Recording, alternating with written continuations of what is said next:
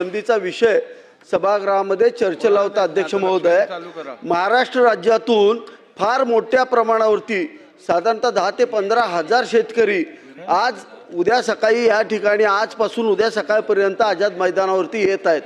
अध्यक्ष महोदय, मंत्री महोदयांनी सांगितलं होतं बैठक घेतो आणि त्याच्यावरती निर्णय देतो। अध्यक्ष महोदय, ही फुलं कृत्रिम फुलं अत्यंत घातक अशा पद्धतीच्या रंगात तयार केलेली आहेत। काल मुख्यमंत्री देवेंद्रजी फडणवीस साहेबांशी जी चर्चा झाली, मंत्री महोदय भरतजी गोगावले या ठिकाणी आहेत।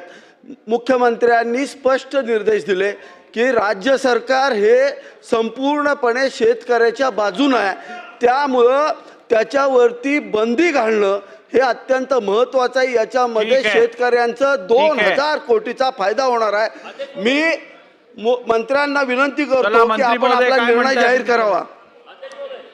जे आपण मुद्दा मांडलेला आहे, काल मुख्यमंत्री चर्चा होऊन याच्यावरती आम्ही बंदी आणतोय आणि ही कृत्रिम फुलं आपण ती बंद करून टाकू।